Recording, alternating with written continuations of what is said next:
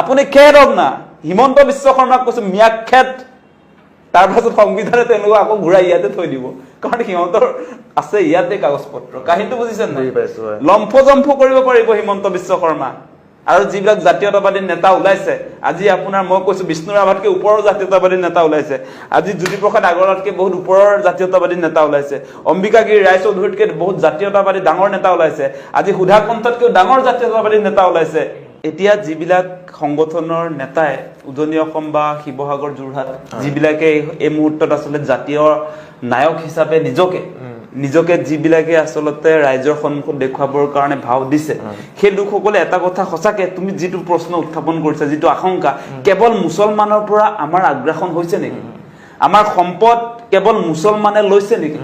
সেই কথাটো আমাৰ মনলৈ আহিব লাগিব এতিয়া আপুনি নিশ্চয় দেখিছে যে এই সময়ছোৱাত অসমৰ বিভিন্ন যিবিলাক টাউন আজি উজনি অসমৰ টাউনবিলাক আপুনি যাবচোন কেতিয়াবা তাত গোটেই মাৰোৱাৰী বাঙালীয়ে গোটেই টাউনৰ ভাল ভাল মাটিবিলাক ইতিমধ্যে কব্জা কৰিছে টাউনৰ মাটি এতিয়া অসমীয়া খিলঞ্জীয়াৰ হাতত নাই এই কথাটো আমি কম নে নকম এতিয়া যি ধৰণে আপোনাৰ বৃহৎ বৃহৎ উদ্যোগপতিবিলাকক অসমৰ হাজাৰ হাজাৰ বিঘা বিজেপি চৰকাৰে তুলি দিছে তেওঁলোকক কোম্পানী নিৰ্মাণ কৰিবলৈ বিভিন্ন প্ৰতিষ্ঠান নিৰ্মাণ কৰিবৰ কাৰণে চিমেণ্ট ইণ্ডাষ্ট্ৰি বনাবৰ কাৰণে সোলাৰ পাৱাৰ প্ৰজেক্ট বনাবৰ কাৰণে এনেকুৱা কথা বতৰাবিলাক আহিছে এই কথা বতৰাবিলাকৰ ক্ষেত্ৰত আপোনালোকে মাতবোল নিদিয়ে ইফালে যিটো কথা আহিছে যে আমাৰ টাউনবিলাক বাচিবগে নাই এতিয়া উজনি অসমৰ আপোনাৰ এই তিনিচুকীয়া টাউনখন গুচি গ'ল বহিৰাগতৰ দখলত মিয়াৰ দখলত যোৱা নাই ককাইদেউ আপোনালোককে কৈছো যে মিয়াৰ দখলত যোৱা নাই উজনি অসমৰ এই তিনিচুকীয়া আজি আপোনাৰ উজনি অসমৰ যোৰহাট টাউনৰ কথাই ক'ব নে শিৱসাগৰ টাউন ইভেন চৰাইদেউ টাউনৰ কথা ক'ব নে আহোমৰ ৰাজধানীত কাৰ দপদপনি আজি মিয়া মুছলমানবিলাক সৰু সৰু তেওঁলোকে শাক পাচলিৰ দোকান দিছে মিস্ত্ৰী যোগালী কৰিছে সেইটো বেলেগ বস্তু তেওঁলোকৰ হাতত মাটি সম্পত্তিটো গুচি যোৱা নাই এই মুহূৰ্তলৈকে মাটি সম্পত্তি কাৰ হাতত গৈছে এতিয়া আপুনি চাব গুৱাহাটীত এই বিল্ডিং বিলাক যে দেখি আছে অসমীয়া মানুহৰ বিল্ডিং হয় নে না মিয়াৰ বিল্ডিং হয় এইবিলাক কাৰ বিল্ডিং কোনে গোটেই গুৱাহাটীৰ মাটি দখল কৰি ইতিমধ্যে গোটেই ব্যৱসায় বাণিজ্যটো কাৰ হাতত গুচি গ'ল আজি সেই কথালৈ আহিব লাগিব আমি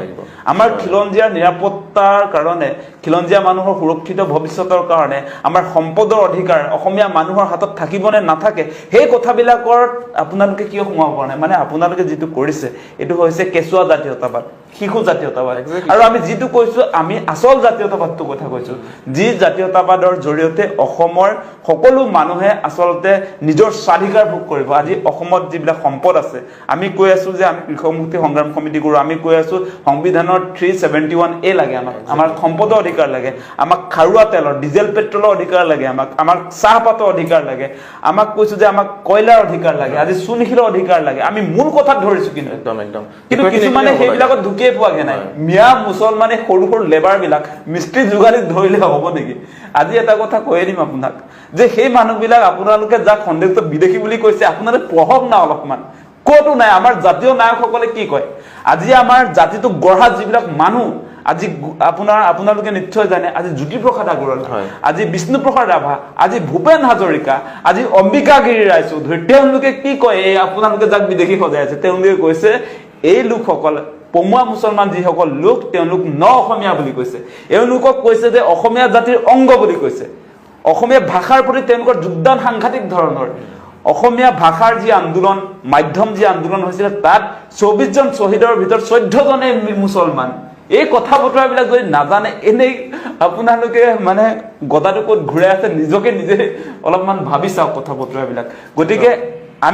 আমি নিজেও কিন্তু এই জ্যোতিপ্ৰসাদ আগৰৱালা বিষ্ণুপ্ৰসাদ ৰাভা অম্বিকাগিৰি ৰায়চৌধুৰী ভূপেন হাজৰিকাকে আমি ওপৰত নেকি আমি তেওঁলোকৰ কথা কিয় অৱজ্ঞা কৰিছো আজিৰ দিনটোত মুছলিমৰ স্বাৰ্থৰ কাৰণে নিজৰ স্বাৰ্থৰ কাৰণে নিজে হিৰো হ'বলৈ গৈ আৰু সেইখিনিকে প্ৰচাৰ কৰি আছে এইখিনি মানুহে আমাৰ সংবাদ মাধ্যমৰ বিশিষ্ট ব্যক্তিসকলে সেই কথা বতৰাবিলাক যাৰ ন্যায্যতা নাই সেই কথাকে প্ৰচাৰ কৰি আছে মোক এতিয়া মিয়াৰ এজেণ্ট বুলি কয় মই গোটেই ইতিহাসটো যদি কৈ দিওঁ আপোনাক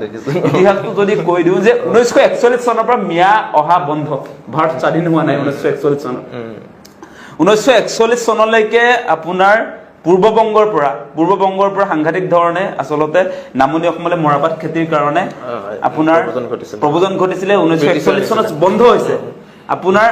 1904-5 চনতে আপোনাৰ তেওঁলোকক সাংঘাতিক ধৰণে ইয়াত সংস্থাপন কৰা হৈছিল পমুৱা সংস্থাপন নীতি আপোনাৰ 1928 চনত সেই কথা আপোনালোকে জানে আৰু 1920 পৰা 30 চনলৈকে প্ৰায় কিমান মাটি দিছিলে তেওঁলোকক আপোনালোকে সেই তথ্য যদি চাই সেই তথ্য মই মাজে মাজে দিওঁ মানে এই আমাৰ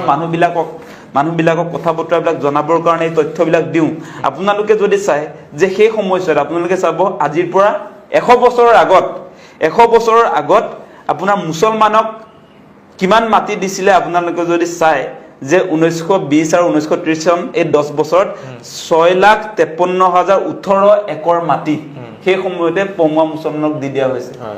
আৰু সেই সময়ত হিন্দুক কেৱল 84,279 জনকহে হেৰি দিছিলে 79 একৰ মাটিহে আপোনাৰ পট্টা দিয়া হৈছিল হিন্দুক 84,200 আপোনাৰ 79 একৰ মাটি তাৰ পাছত আপোনাৰ মুছলমানক 6,53,018 একৰ মাটি গতে সেই কথা বতৰাবিলাক আমি চাব লাগিব এই মানুহবিলাক আপুনি বিদেশী বুলি ক'লে বিদেশী হৈ যাব নেকি ভাৰত স্বাধীনেই হোৱা নাই তেতিয়া 1920-30 চনতে আপোনাৰ হেৰি মাটিৰ পট্টা পাই ক্লিয়াৰে হৈ আছে তেতিয়া আৰু পূৰ্ববংগ মানে আপোনাৰ এই কি বুলি কয় ৱেষ্ট বেংগলৰ লগত যেটো লাগি আছে বংগদেশ বুলি কয় গতিকে সেই মানুহবিলাকক আপুনি বিদেশী বুলি ক'লে বিদেশী হৈ নাযায় আপোনাৰ ঘোষণাত হে বিদেশী হৈ নাযায় হিমন্তৰ ঘোষণাটো বিদেশী হৈ নাযায় মুদিয়ে ঘোষণা কৰিলেও বিদেশী হৈ নাযায় সেই তেওঁলোকে আপোনালোকে অলপ সময়ৰ কাৰণে তেওঁলোকক আচলতে বিদেশী সজাই তুলপাৰ লগাব পাৰিব এনে মিছাকে ভুৱাকে গোটেই অসমত মানে আপোনালোকে হিৰো হ'বৰ কাৰণে চেষ্টা কৰিব পাৰিব কিন্তু আপোনালোকৰ তেওঁলোকক বাংলাদেশী বুলি বাংলাদেশলৈ পঠিয়াবৰ কাৰণে কাৰো দম নাই এইটো মই কৈছো মই ট্ৰাইবেল ল'ৰা এজনে কৈছো আৰু তেওঁলোকক যদি আপোনালোকে খেদিব খোজে সংবিধানে তেওঁলোকক ৰখাই থৈ দিব আপুনি খেদক না হিমন্ত বিশ্ব শৰ্মাক কৈছো মিয়াক খেদ তাৰ পাছত সংবিধানে তেওঁলোকক আকৌ ঘূৰাই ইয়াতে থৈ দিব কাৰণ সিহঁতৰ আছে ইয়াতে কাগজ পত্ৰ কাহিনীটো বুজিছেন নাই লম্ফজম্ফ কৰিব পাৰিব হিমন্ত বিশ্ব শৰ্মা আৰু যিবিলাক জাতীয়তাবাদী নেতা ওলাইছে আজি আপোনাৰ মই কৈছো বিষ্ণু ৰাভাতকে ওপৰৰ জাতীয়তাবাদী নেতা ওলাইছে আজি জ্যোতিপ্ৰসাদ আগৰৱালতকে বহুত ওপৰৰ জাতীয়তাবাদী নেতা ওলাইছে অম্বিকাগিৰি ৰায়চৌধুৰীতকে বহুত জাতীয়তাবাদী ডাঙৰ নেতা ওলাইছে আজি সুধা কণ্ঠতকে ডাঙৰ জাতীয়তাবাদী নেতা ওলাইছে গতিকে যিসকল আমাৰ মহান ব্যক্তি সেই লোকসকলে এই লোকসকলক অসমীয়া বুলি স্বীকাৰ কৰিছে অসমীয়া জাতিৰ অংগ বুলি স্বীকাৰ কৰিছে আপুনি ইয়াত লম্ফজম্ফ কৰিলেও তেওঁলোকক খেদিব নোৱাৰে সেই দম কাৰো নাই মই কৈছো ট্ৰাইবেল মানুহ মই কৈছো ইতিহাসে সেই কথা কয় আমাৰ জাতীয় নায়কসকলে সেই কথা কয় আমি তেওঁলোকৰ শিষ্যহে গতিকে সেই কথা ফৰৱাৰ্ড কৰি গৈছো আমি ইয়াত ন্যায় দালাল কৰিবলৈ অহা নাই মুছলমানৰ এজেণ্ট কৰিবলৈ অহা নাই এতিয়া আপোনালোকে অসমত সাম্প্ৰদায়িক ৰাজনীতি কৰি মানুহৰ মাজত বিভাজন আনিবলৈ যি ধৰণে চেষ্টা কৰিছে সেইবিলাক নচলিব সেই কথাটো স্পষ্ট কিন্তু বিদেশী খেদাৰ পক্ষত প্ৰথম আমি যাম খেদিবৰ কাৰণে এতিয়া আমাক বিদেশী নালাগে বুলি কৈছো আজি তেওঁলোকে যিটো পাৰ্টিয়ে বিদেশী খেদিম বুলি কৈছিলে এতিয়া আপোনাৰ বিদেশী হ'বলৈ গৈ থকা বিদেশী ন্যায়াধিকৰণত যিটো গোচৰ চলি আছে তেওঁলোকক আপোনাৰ স্বদেশী বনালে নাই তাত কিয় মাতবোল নাই আপোনালোকৰ সেই পাৰ্টিতে বিদেশী খেদিব নাই আপুনি ভাবে নেকি কেতিয়াবা খেদিব বুলি কেতিয়াও নেখেদে নাটক কৰিব লম্ফজম্ফ কৰিব ৰাইজৰ সমৰ্থন ল'ব এজনকো খেদিব নোৱাৰে সেইকাৰণে এতিয়ালৈকে খেদিব পৰা নাই কোনে ৰখাই থৈছে কোনে বাধা দিছে আমি বাধা দিয়া নাই বিদেশী ধৰ্মৰ নামত নহয় বিদেশী যি ধৰ্মৰ নহওক হিন্দু খ্ৰীষ্টান জৈন পাৰ্চী বৌদ্ধ মুছলিম সেইবিলাক কোনো কথা নাই বিদেশী গল আমি কৈছো ভগৱান যদিও বিদেশৰ পৰা আহে সেই তেওঁকো আচলতে য'ৰ পৰা আহে তেওঁ তাত পঠিয়াব লাগে সেইটো আমাৰ লিগেল কথা গতিকে আমি বিদেশীৰ পক্ষত নাই দেই সেই কথাও স্পষ্ট কৰিছো আমি বিদেশী বিতাৰণৰ পক্ষত হিমন্ত বিশ্ব শৰ্মা বিদেশীক স্বদেশী কৰাৰ পক্ষত সেই কথাটো বুজি লওক